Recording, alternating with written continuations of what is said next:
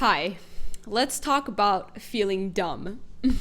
I don't want to be stupid anymore. That was something I told myself when I entered college. But why did I get to that point? Why did I come to this new contract I was making with myself? My whole childhood, I felt stupid. I didn't realize that at the time, but looking back, I just realized that that was an insecurity I had because I was kind of like the class clown, or I liked to make people laugh. I didn't really take myself seriously. And I viewed myself kind of like one of the boys, you know? So when you're that type of person, you don't want to feel uncool by trying hard at school. And it just didn't feel that important, right? I didn't really have the parents that told me to do super well. So I did just enough to be average or maybe above average because I was competitive, but not enough for me to distinguish myself from my peers. There's also another factor that made me feel like I was stupid. I was very good at playing sports. It was actually a talent of mine. And if you were an athlete as well and you were good at your sport as well, you will totally relate to what I have to say. If you grew up being good at your sport, you were just naturally working hard at it. You wanted to work hard because you wanted to win. You were competitive. So it didn't really feel like hard work. You didn't realize you were working hard. But something like school that didn't feel that enticing to you, you did not want to work hard towards it. So if you didn't work hard towards it, you would naturally not get the good grades. A lot of people, when they're younger and they get good grades, they either had like parents that forced them to study or they actually loved school. And I was none of them. And chances are you are probably none of them as well if you're on this video. So if you were an athlete or if you were really into your extracurricular activity, whether it was music or theater, whatever it was, if you were good at it, you were naturally working hard at that. So it made you forget that to be good at something, you had to work hard. Anyways, fast forward to high school. In high school, I realized that, okay, shit's starting to get real. I need to start preparing for life after high school. This is when things are getting serious.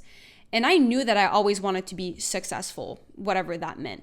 But what you're being taught in school is that to be successful is to go to college, study, get good grades, then maybe do a post-grad, maybe even a PhD, go to either medical school, law school, or engineering, and then get paid for how smart you are. That's literally what they teach you.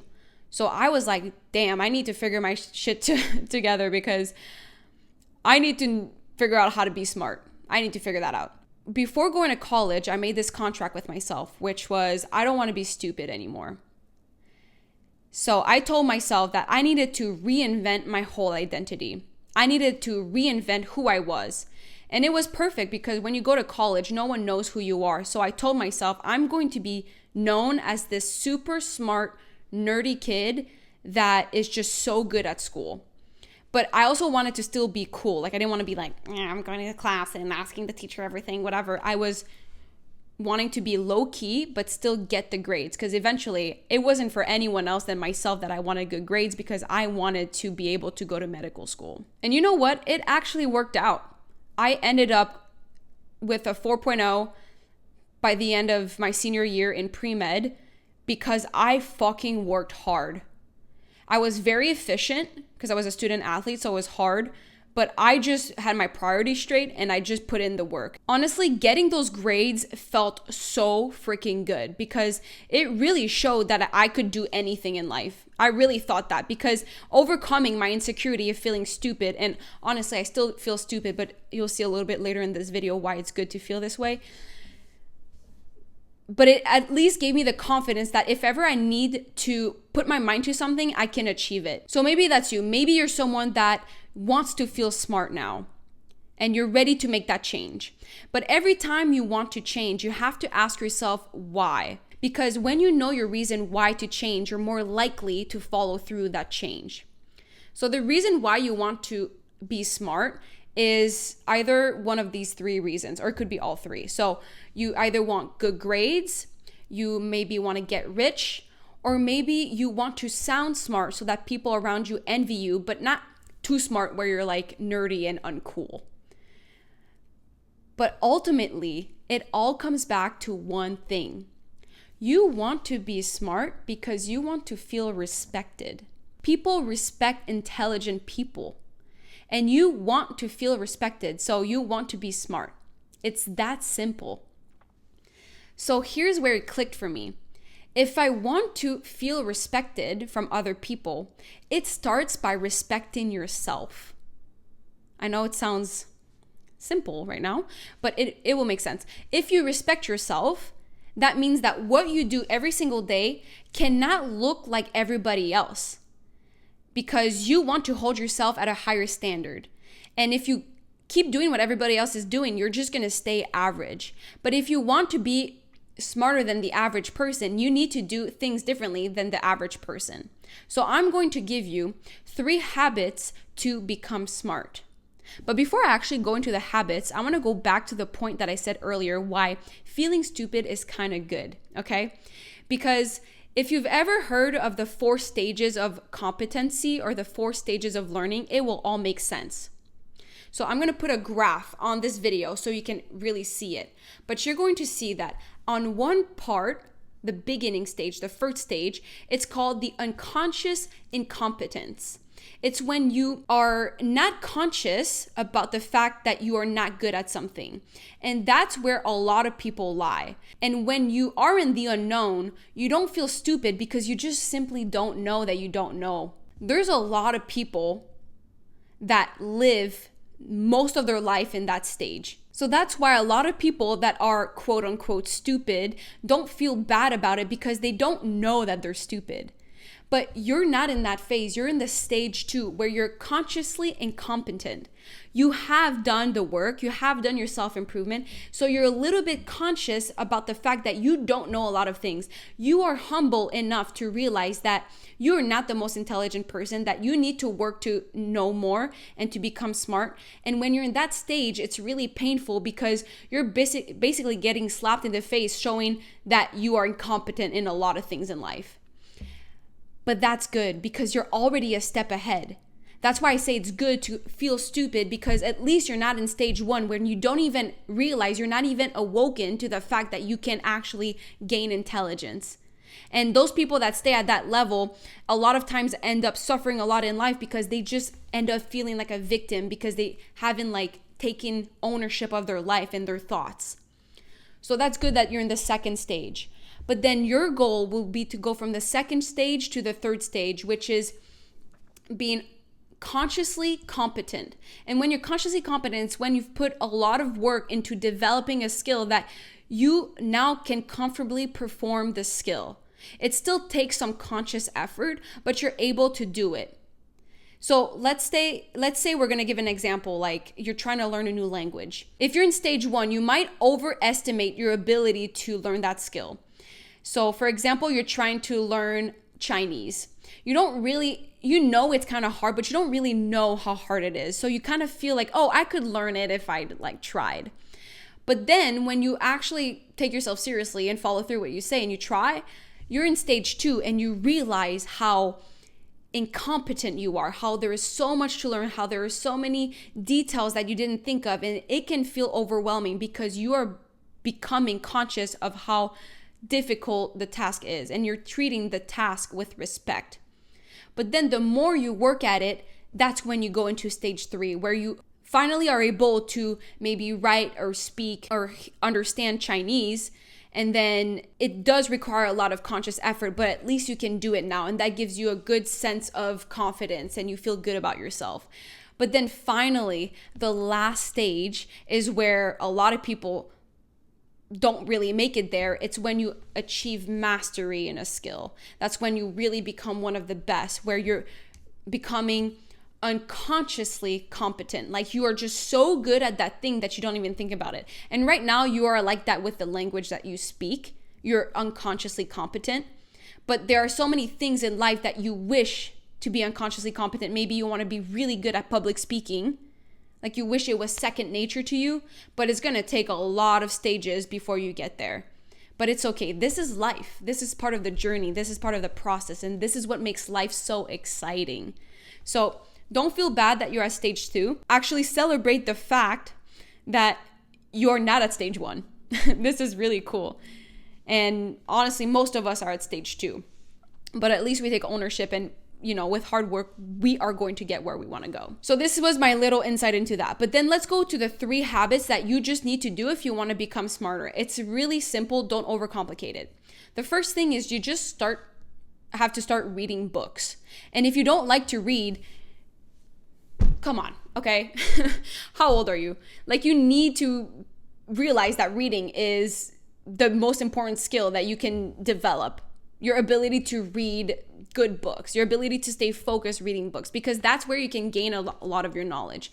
But the most important thing about reading, it's not the amount of books that you read. A lot of people pride themselves in reading so many books, but it's being able to apply what you read. I think that's where people mess up the most. They read and then they just move on to the next book. I mean, I'm saying most people, I'm talking about myself. I used to read so many self-improvement books and I would get so excited and then I would start a new one without even applying what I've learned from that previous book. But then you actually become smarter when you can say things from experience. That's why I can so easily speak on YouTube on the videos right now, is because when I say things, it's literally from experience. I don't need to script anything because I know what I know because I've gone through it.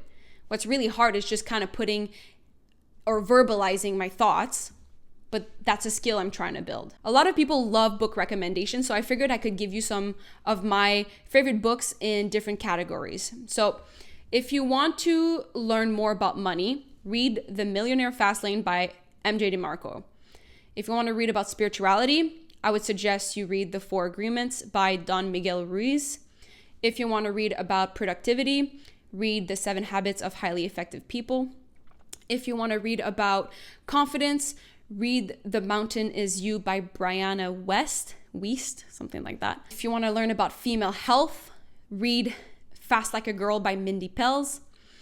If you want to read about relationships, read The Way of the Superior Man by David Deida, something like that. If you want to know more about manifestation and building your dream life and visualization and law of attraction, read The Source by Dr. Tara Swart. And then finally, if you want to read about well-being, read Dopamine Nation by Dr. Anna Limke. So here are great recommendations. Now, the second thing that you want to do to become smarter is engaging in long-form content. So that could be podcasts, or could basically only be podcasts, but just long form content, because you want to work on your attention span and you want to listen to conversations. You don't want to listen to videos that are always stimulating you and having flashy things and memes and all that, because that's just going to fry your brain. Already, I'm so proud of you for listening to my video, because I know I'm not putting anything interesting to the visual eye besides my good looks,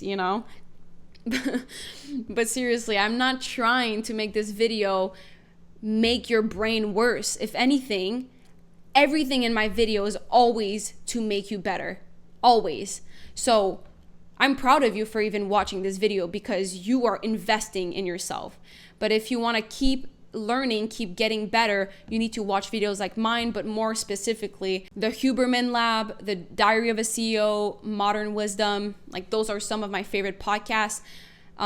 If you know a female podcaster that has a great podcast, can you let me know in the comments? Because I am looking to have more women that I listen to. I realize I listen to a lot of men, so I'm looking to expand my people and my leaders and my mentors in a way. So please let me know if you know any good female podcaster. One of the best practices I have when I listen to long form content is to write things down.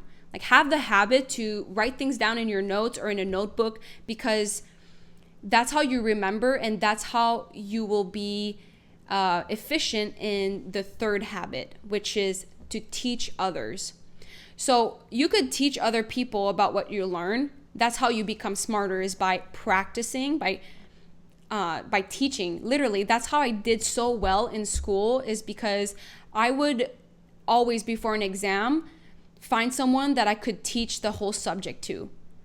And when you know how to tell someone about something, that's when you know the subject. So you could call a friend, you could call someone you trust, someone that loves to listen to you and tell them about what you learned. But I think the best way is literally YouTube. Like, coming on here, you have nothing to lose, because You build your personal brand, you build your communication skills, you stay accountable because you have a platform, and you relate to other people, you build a community. Like, there is nothing to lose by coming on YouTube and sharing what you learn, because the people out there in the world needs people like you that come out there and share their journey, because you are going to be so relatable to someone on the similar journey. Just like how you probably relate to me right now, you can do that to other people. And that is building in the self-respect that you have for yourself. At the end of the day, you do want respect. That's why you want to be smart.